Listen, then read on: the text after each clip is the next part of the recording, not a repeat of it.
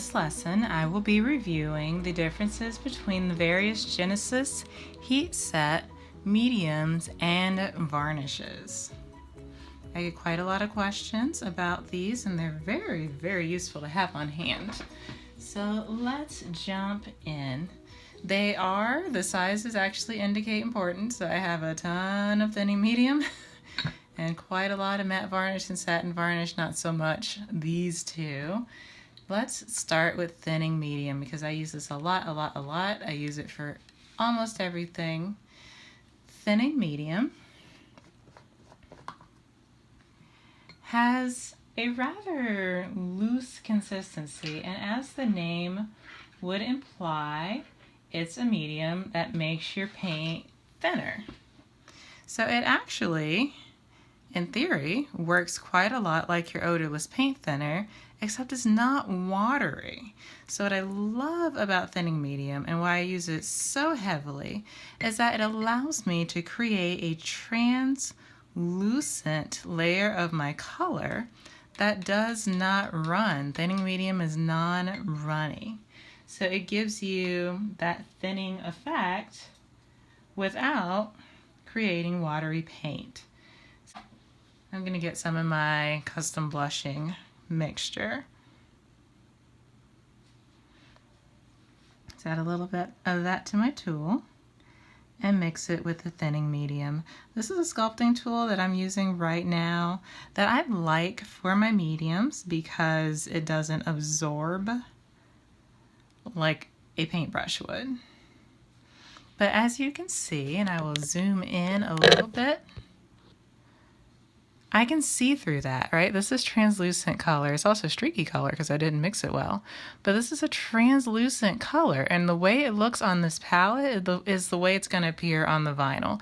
So I love, love, love thinning medium because if I'm doing creases, if I'm doing lips, if I'm doing anything where I want a very particular concentration of color, thinning medium guarantees that I'm going to get that concentration on my doll. It's thin without being runny. It makes it easier to smooth. It makes it easier to spread. I could go on and on and on about thinning medium is great. That's why I have a huge jar of it. It's awesome. All right, thinning medium. It's good. It's great. You should get some. I use it for everything. That was a sales pitch.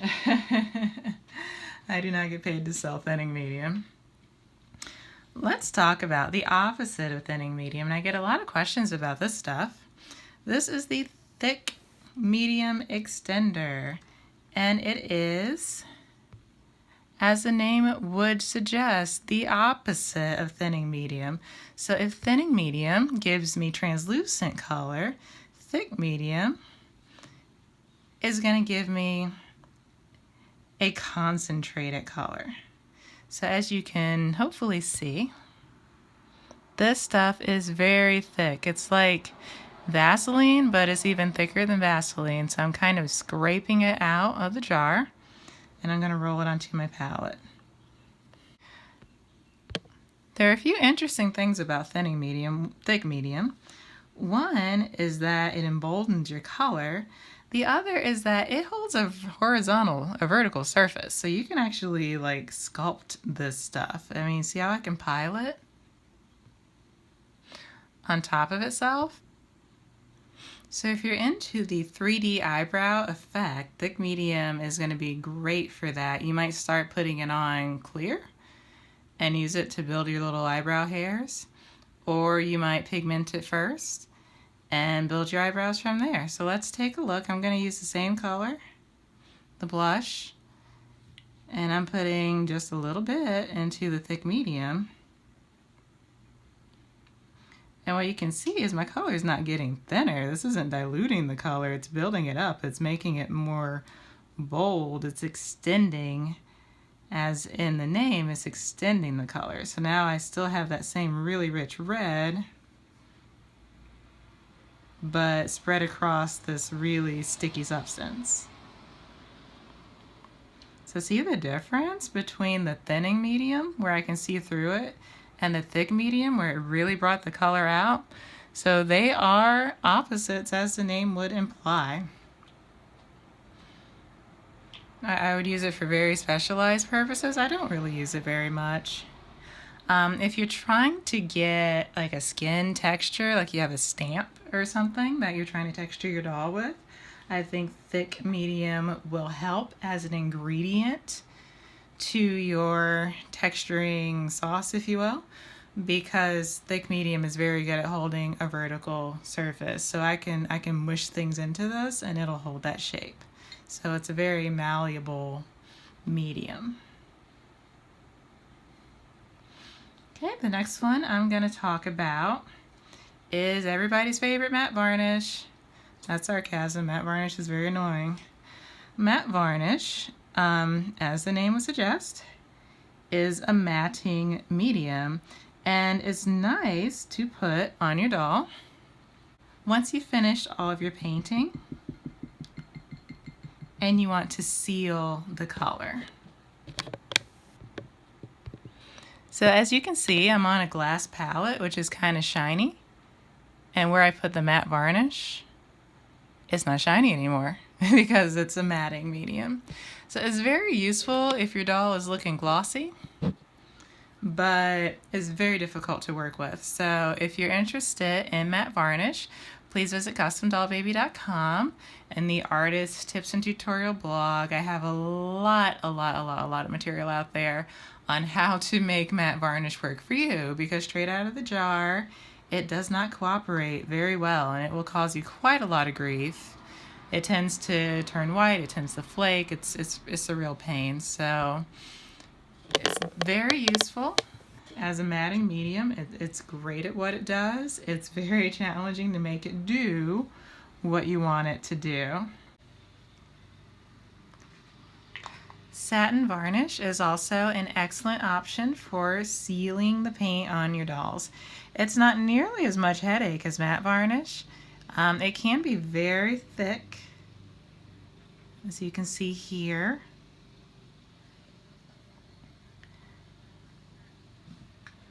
But it also works quite well for sealing and for skin texturing. You see it better when it's been cured, but satin varnish has a little bit of a shine to it. Also very sticky. Has a little bit of a shine to it. It's not as matte as the matte varnish, which is not apparent when it's still raw or uncured, but you can kind of see how dry the matte varnish looks versus a little bit of glimmer in the satin varnish. Also nice for skin texturing, for if you stripped your doll a lot and you've got shiny spots or smooth spots, is a good way to give your paint something to grip onto. All good things, all good things. Okay, the last thing we have is dewy skin, which is some concoction of these things, probably. I just wouldn't know the exact recipe because it's a proprietary mix from Precious Little Baby Dust, and it's quite expensive, so if you want to try to reverse engineer it, feel free. This is also very nice for sealing the skin. There's a detailed product review on CustomDollBaby.com if you're considering investing in some dewy skin. I like to use it because it's reliable, so I don't have to do a lot of trial and error. I get the same results pretty much every time that I put it on the doll. And when you're trying to churn out a bunch of custom orders, reliability is big and worth the investment for me. The last one we have is the Glazing Gel. This is recommended for use on lips and nails. So this is actually baking a shine, a translucent shine, into your painting. And as you might be able to see, mine is kind of dirty, but it is quite glossy. And it works similarly to thinning medium. So if I wanted to use this to paint nails or lips, I would pigment it accordingly. And as you can see, it's thicker than thinning medium, so I have to work it a little bit more. But what you might be able to see is that it's got quite a lot of gloss to it as well. Now, I do not use glazing gel for lips and nails. I don't really use it, even though the jar is half empty. I don't use it anymore because I find that most of what I would want to accomplish with glazing gel I can accomplish with thinning medium more easily. So thinning medium allows you to build up layers. So I can do a layer of thinning medium, then cure it, then come back and do another layer of thinning medium and cure that. Glazing gel does not build well in layers. So as you see, it's very thick. You got to get it right the first time. So if you want to go back over those lips again, they're going to get very creased. They're going to get very sticky. And you're going to see a lot of ridges and a lot of paintbrush strokes because it's so thick. You could probably dilute it to lessen that effect some, but rather than fight the glazing gel, I would much rather use the thinning medium and then apply an air dry gloss on top of that when I'm all done. That's what I do for my lips, that's what I do for my nails and the area around the eyes, and it works really well. So again, to review, for the Genesis varnishes and mediums, thinning medium is great for diluting your color, for building color on your doll, for creating a nice translucent finish that's not runny. When you use paint thinner, it gets runny. This isn't going to run. It blends well, it smooths well, I love it. It's great. Thinning medium, yay. Matte varnish, not so yay. It is awesome for taking the shine out of your painting and out of your doll, but you really have to work it to get good results. So definitely check out my blog before creating any matte varnish disasters. Satin varnish is a great alternative to matte varnish. It does have a little bit of a shine to it, so if you like that kind of oily skin look on the doll, it's good for that. Dewy skin even more so, and there's a more detailed review of dewy skin also on my website. Glazing gel is pretty cool, but I found other ways of accomplishing the same effect. And the thick medium extender works for very applied, specialized purposes such as your 3D eyebrows, really intense skin texturing, and anything that you need to be able to hold a vertical surface. So all of these are in your arsenal for creating special effects with your paints or for adding texture to the skin on your doll. And even if you work in air dry paint, for a texture that the customer will be able to feel, you'll still probably want to use one of these heat set coatings to finalize your piece.